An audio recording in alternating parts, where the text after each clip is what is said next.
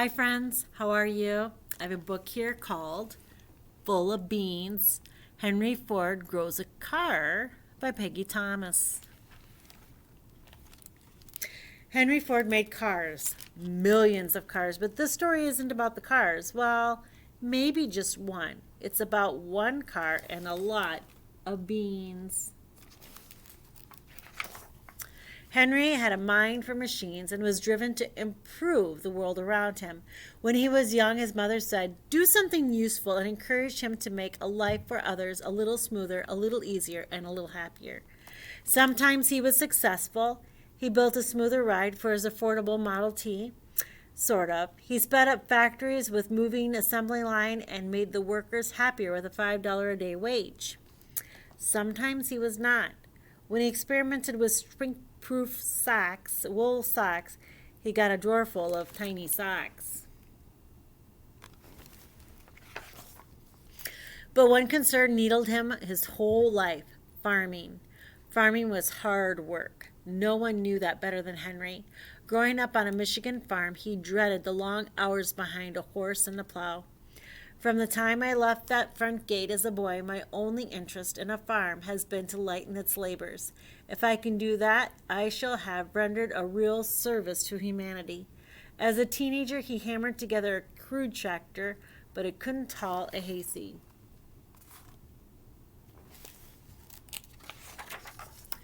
As a successful car manufacturer, Henry still experimented with building tractors from leftover car parts. One of these tractors, the Fordson, sold for more than 50 years. But heavy hauling and long hours of plowing was only part of the problem farmers faced. In 1929, the entire country suffered the Great Depression. The stock market crashed, businesses failed, people couldn't find jobs. Some farmers lost their land. Others left crops rotting in the field because they couldn't afford to harvest. He remembered his mother's words, "Do something useful." What if farmers had a new market for their produce? They could earn more money, and their crops wouldn't go to waste. Henry absolutely hated waste.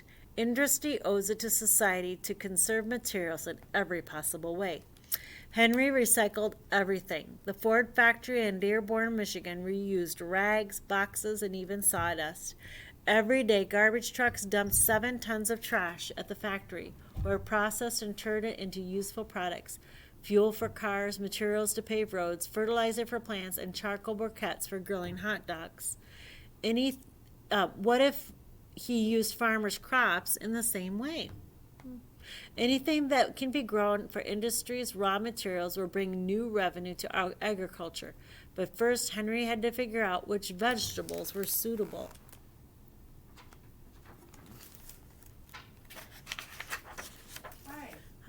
On a patch of land he called Greenfield Village, Henry built a laboratory. He hired a team of young men to study the chemicals in every grain, fruit, and vegetable. One of those men was Robert Boyer. While ratchets and widgets cranked and spun in Henry's brain, Robert thought about chemicals and atoms that could be pulled apart and mixed together. Soon, truckloads of vegetables tumbled in a heap outside the lab. Carrots one week, corn stalks the next, turnips, tomatoes, and wheat. Robert ground, whirled, boiled, and stirred. Henry rocked or did chin-ups on beams. That was his way of thinking. After 2 years, they discovered the perfect crop for factory. I didn't know any of this information. This is very, very interesting. In the spring of 1932, a fleet of Ford tractors planted 300 different kinds of soybeans across thousands of acres. Soon the city of Dearborn sat in a sea of soybeans. In the fall, Robert ground, whirled, boiled, and stirred. Henry continued to think. Mixing soybean oil with coloring and other ingredients created a paint that was glossier, less expensive, and dried to a harder finish than coating did. From a hospital bed where he was recovering from surgery, Henry announced that every Ford car would wear soybean paint. That came as a surprise to Robert, who had to hurry to perfect the paint for production.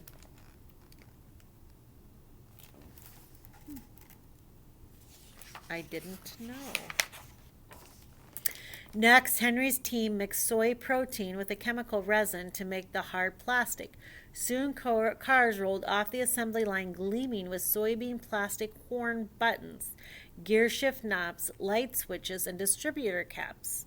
The more cars Henry built, the more soybeans he needed.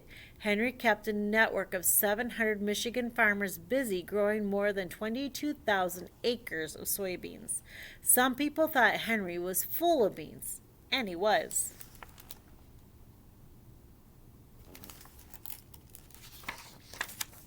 He ate beans.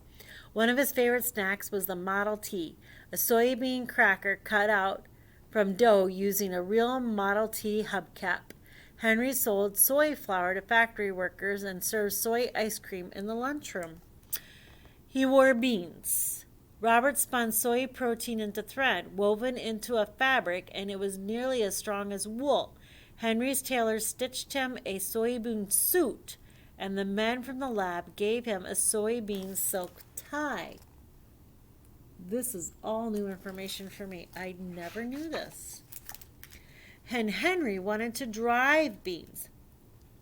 Every Ford car already contained a bushel of soybeans from the gear shift knob to the paint, but Henry wanted the cars even beanier.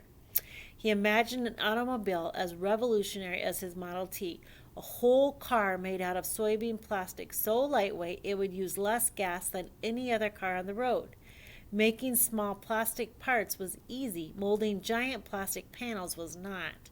When the first panel popped out of the mold, Henry grabbed at his axe. Aiming the blunt end, he swung.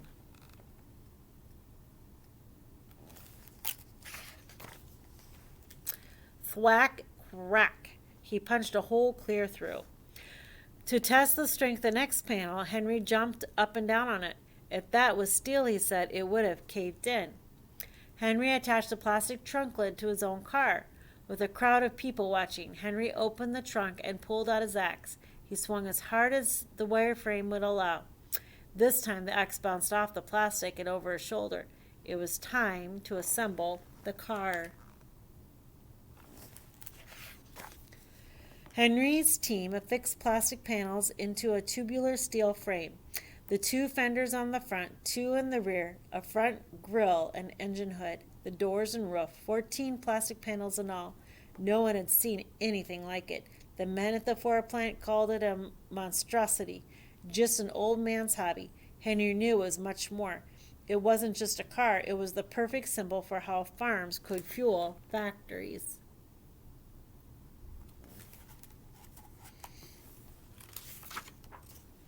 On August 13, 1941, everyone gathered for the Dearborn Day festivities. Dressed in his soybean suit, Henry rode to the fairgrounds in his sleek new automobile, the color of a wax bean. Some folks joked that the car ran on salad dressing rather than gas. Others saw Henry's revolutionary vision. "Please hurry it," the reporter wrote. "Mr. Ford, hurry, hurry."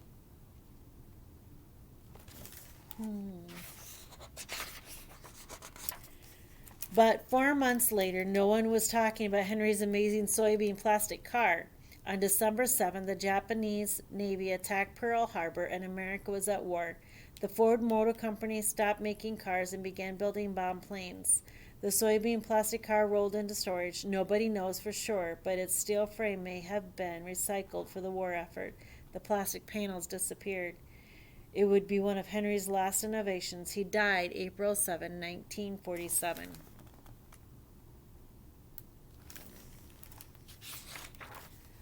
Henry will always be remembered for making cars, millions of cars, but only one proved that Henry was not full of beans.